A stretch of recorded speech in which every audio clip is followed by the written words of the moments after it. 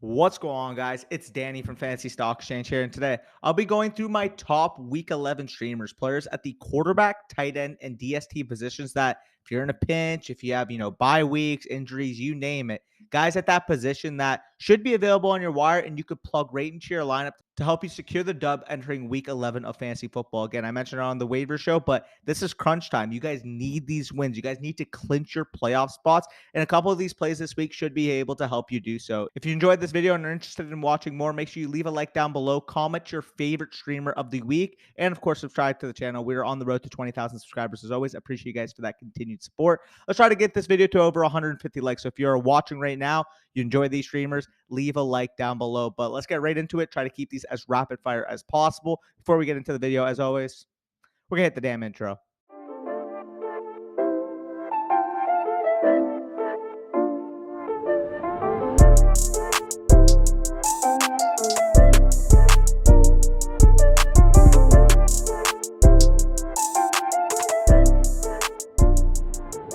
All right, let's start off with the quarterback position as always. And I just want to quickly make reference to a potential long-term play, a play that has a ton of upside to potentially win your leagues down the stretch.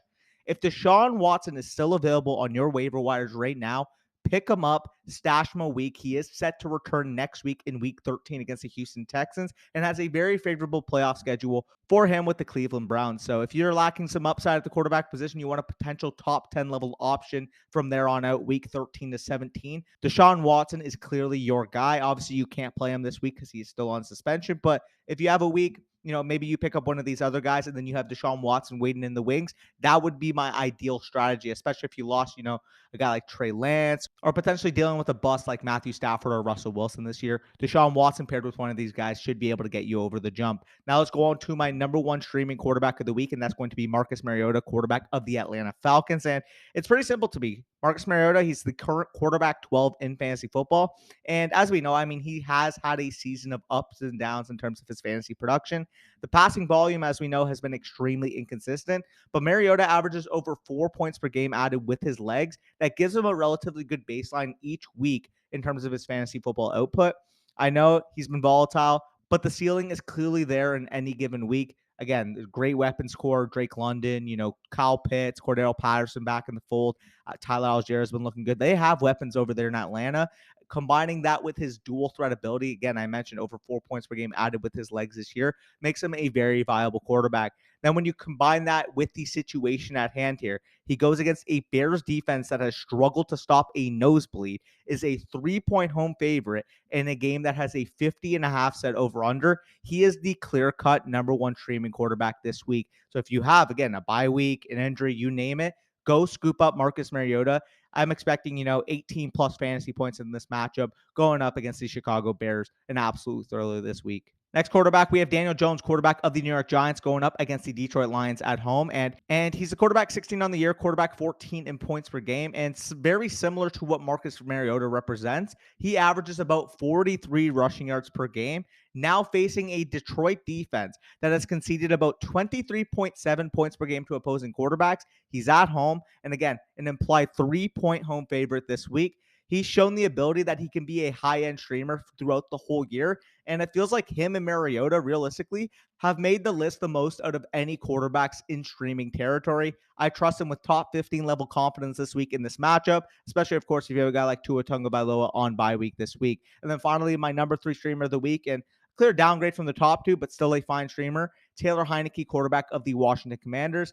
I get it. He had a very down game this Monday Night Football going up against a stout Eagles defense. But as I mentioned, it was the Eagles defense. They allowed the second least points to the quarterback position this year. They stifle opposing quarterbacks to only 10.9 points per game against. The Texans, for the most part, have been a run funnel. I get it. Like, this is a team you want to run against. This is a team that hasn't really given up a lot to the quarterback position as a whole. But in recent weeks, they've actually allowed guys like Derek Carr, Jalen Hurts, and Daniel Jones to actually have solid fantasy performances against them. And because of this and the bleak-looking streamers this week outside of those top 2, I believe Heineke is the next best streamable option.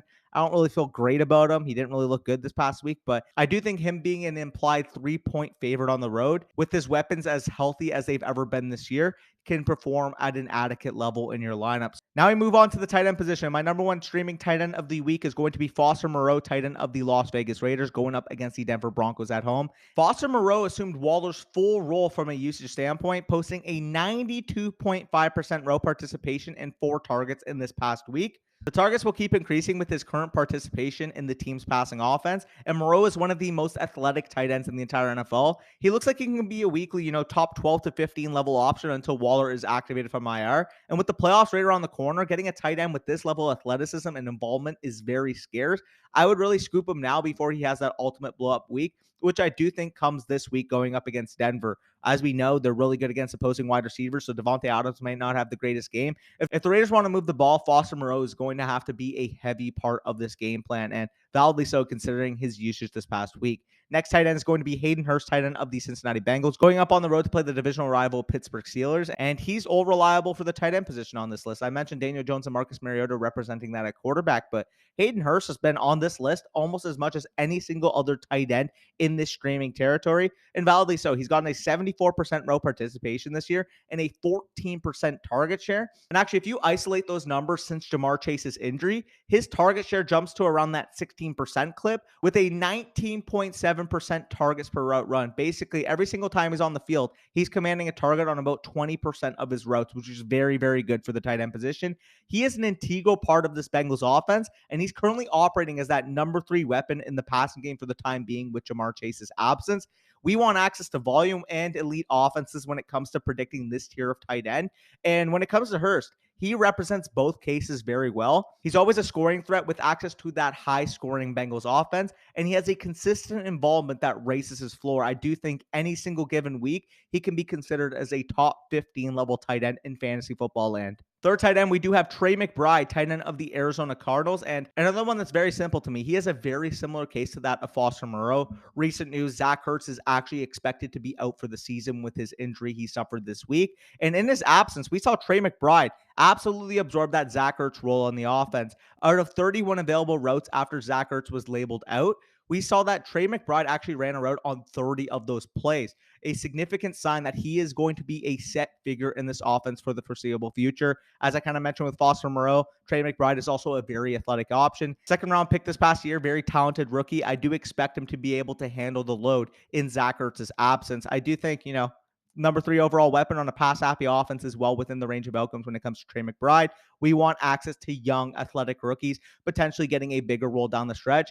All signs pointing to Trey McBride being a steal from here on out. Now we transition to the defensive position, and my number 1 defensive stream of the week is going to be the Green Bay Packers going up to play the Tennessee Titans on Thursday Night Football at Lambeau Field. And in this game, the Titans have a 19 implied team total, and they've struggled mightily on offense in recent weeks. This Packers team looks like it's finally getting back on track. Obviously, it's a cold night. Lambeau Field. I expect this to be a low-scoring slugfest in LaFleur's revenge game versus the Titans, who we used to coach. I expect the Packers to be able to cover the spread in this game, and for that D to take a step up after starting slow against the Cowboys last week. Number 2 stream of the week is going to be the New Orleans Saints playing the Los Angeles Rams at home, and as we know, breaking news, Adam Schefter tweeted it, a bunch of your fantasy doctors tweeted it. The Rams are without number 1 playmaker Cooper Kupp for the next 4 to 6 weeks with his ankle injury he suffered this past week. High ankle sprain reported, added already to the IR by the team. I don't see a way for them to consistently move the ball in this game. I mean, this was already a bad offense prior to Cooper Kupp getting hurt. Now you're losing the only source of offense they even had, like Van Jefferson, Allen Robinson, bad running core, bad offensive line. Matthew Stafford's been bad. I don't see the Rams being able to put up points against the Saints this week. And validly so, Vegas expects it to be a low-scoring affair as well. 38.5 set over-under, and the Rams have a 17-point implied total this week. I think it's a very similar theme to what I mentioned with Green Bay versus Tennessee. I expect a low-scoring defensive slugfest in this game with the Saints going up against the Rams. And then finally, my number 3 defensive stream of the week is going to be the Cincinnati Bengals traveling on the road to play the Pittsburgh Steelers. Steelers have an 18.5 implied team total this week against Cincinnati, who outside of one bad week against Cleveland, has performed extremely well since week 3. That game against the Jets was really the tipping point for this Bengals defense, have been performing exceptionally well since that game. I expect him to get right back on track against a struggling Steelers offense. And Kenny Pickett, who for the most part has looked very disappointing to start his rookie season. I don't see the Steelers moving the ball very consistently in this game. I expect a couple turnovers on their end as well. And for the Bengals defense to really leave their blueprint on this game. But either way, I appreciate you guys for making it to the end of this video. And of course, that like button, and I mentioned that 150 like goal. Let's try to smash the like button on this video and reach that goal. And of course, if you're watching, we're about 17,000 subscribers. Doesn't hurt you. Hit that subscribe button. We're on the road to 20,000 as always. Appreciate you guys for that continued support. Until then, see you guys. Good luck in your matchups this week. Wire me the money.